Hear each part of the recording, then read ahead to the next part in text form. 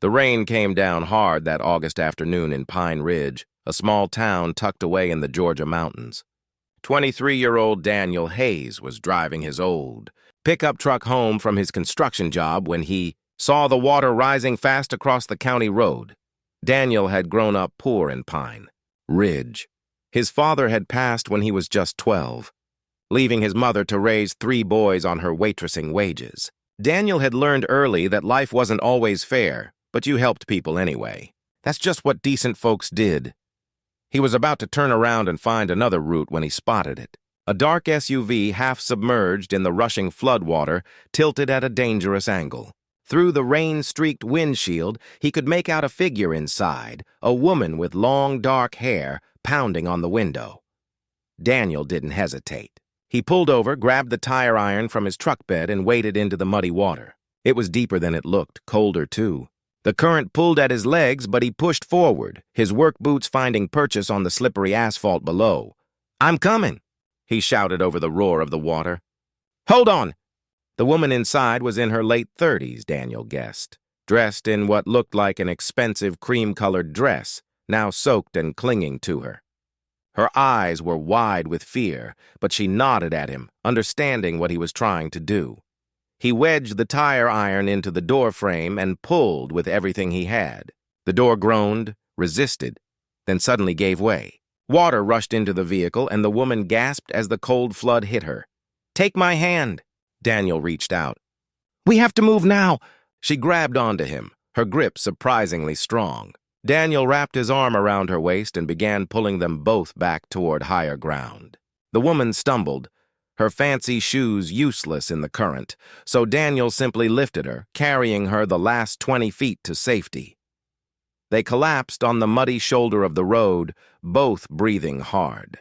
The rain continued to pour down on them. "Are you hurt?" Daniel asked, checking her over with concern. "Did you hit your head?" "No," she managed between breaths. "No, I'm okay. You saved my life." "Anyone would have done the same," Daniel said simply, though they both knew that wasn't quite true. Her name was Victoria Ashford, she told him. She'd been driving through on business when the flash flood caught her by surprise. Daniel offered her a ride to the nearest hotel, but she looked at him with those grateful eyes and asked if there was somewhere she could clean up first, maybe get some dry clothes. Daniel hesitated. His family's small house wasn't much, but his mama had always said their door was open to anyone in need. "My mom makes a mean pot of coffee," he said with a gentle smile. "And my sister's about your size. We'll get you fixed up." The Hayes home was a modest 2-bedroom house with a sagging porch and peeling paint, but it was clean and filled with warmth. Daniel's mother, Sarah, was 62, with silver hair pulled back in a bun and hands weathered from years of hard work. She took one look at Victoria, soaked and shivering, and immediately went into action. "Oh, you poor dear," Sarah said, wrapping a blanket around Victoria's shoulders. "Daniel, get the kettle on." "Miss, you come with me. Let's get you into something warm and dry." 20 minutes later, Victoria emerged wearing Daniel's sister's old jeans and a soft flannel shirt.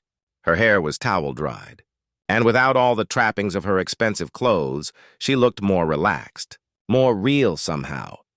They sat around the small kitchen table, drinking coffee and eating the cornbread Sarah had made that morning. Victoria asked questions about their lives, genuine questions, listening carefully to the answers. She learned that Daniel worked 2 jobs to help support his mother and put his younger brother through community college. She learned about their struggles and their small joys, about the garden Sarah kept out back and the church community that looked after each other. "You've built something beautiful here," Victoria said quietly, looking around the simple kitchen. "A real home," Sarah smiled. "Money can't buy what matters most, honey." "We've always known that." Victoria stayed for dinner, insisting on helping Sarah prepare the meal despite being a guest. They made a simple pasta with tomato sauce and a salad from the garden. As they ate, Victoria told them a little about herself, carefully leaving out certain details, saying only that she worked in business and traveled a lot. "Must be lonely," Sarah observed gently. "All that traveling with no one waiting at home." Victoria's eyes glistened. "It is," she admitted. More than I like to admit. When it was time to go, Daniel drove Victoria to the Pine Ridge Inn, the town's only hotel. Before she got out of the truck, she turned to him. "Daniel," she said, "I want to repay you for what you did today." "No need," Daniel said firmly. "I'm just glad you're safe." "Please," Victoria said, "let me do something. Anything." Daniel thought for a moment. "Well," he said slowly, "there is something. The community center where my brother volunteers, where they help kids with tutoring and after-school programs. They're about to lose their building. The owner's selling, and they can't afford to buy it. If you wanted to help with that, well, that would mean something to a lot of folks." Victoria smiled. "Consider it done." Daniel figured she might donate a few $100s, maybe $1,000 if she was doing well. He thanked her, told her to take care of herself, and drove home thinking about what a strange, eventful day it had been. 3 weeks later, Daniel got a call from the director of the community center, a woman named Mrs. Patterson who'd taught Sunday school when he was young. "Daniel," she said, her voice shaking with emotion, "someone bought the entire building and donated it to us. Not just that, they've set up an endowment to maintain it for the next 50 years. And they want you to come to a meeting tomorrow. They said you'd know why." Daniel arrived at the community center the next afternoon to find Victoria Ashford waiting in the conference room, but she looked different. Professional, polished, with a woman in a business suit beside her. "Daniel," Victoria said, standing to greet him, "thank you for coming. I need to be honest with you about who I am." She explained that she was Victoria Ashford of Ashford Enterprises, one of the largest private equity firms in the Southeast. She was worth, conservatively, over $3 billion. The day of the flood, she'd been traveling incognito, trying to escape the pressure of her world for just a few hours. "When you pulled me out of that water," Victoria said, "you had no idea who I was. You just saw someone who needed help. And when you brought me to your home, your mother treated me like family. You showed me something I'd forgotten existed. Genuine kindness with no agenda, no expectations." She explained that she wanted to do more than just save the community center. She'd researched Pine Ridge over the past few weeks and seen how much the town was struggling. She wanted to invest in the community, to create jobs, to fund education programs, to help the place that had produced someone like Daniel.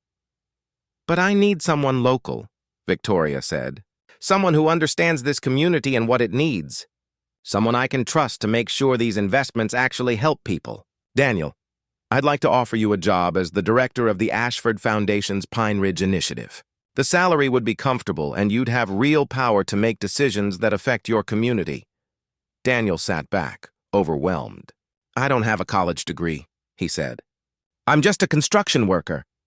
"You have something more important," Victoria said gently. "You have integrity, compassion, and you understand what matters. I can teach you the business side. What you already have can't be taught."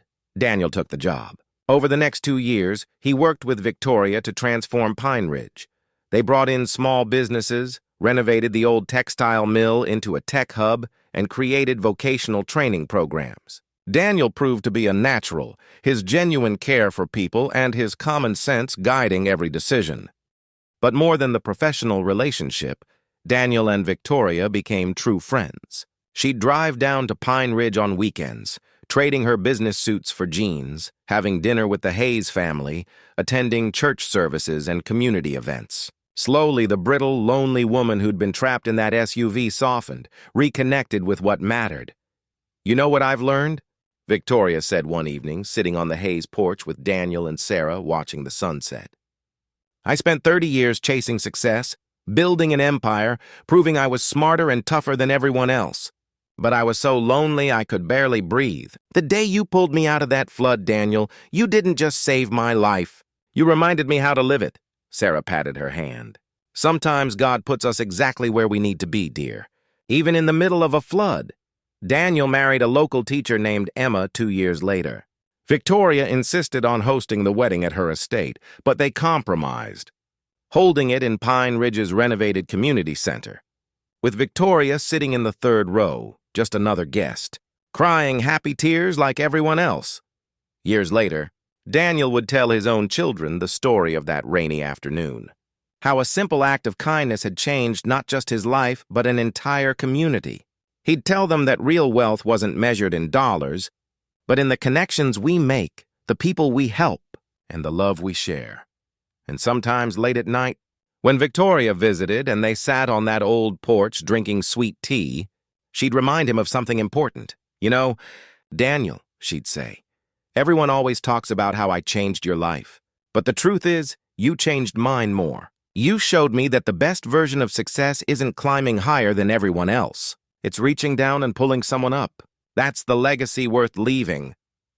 Daniel would smile, thinking of his father, gone so many years now, and his mother's quiet strength, and the simple values they'd instilled in him.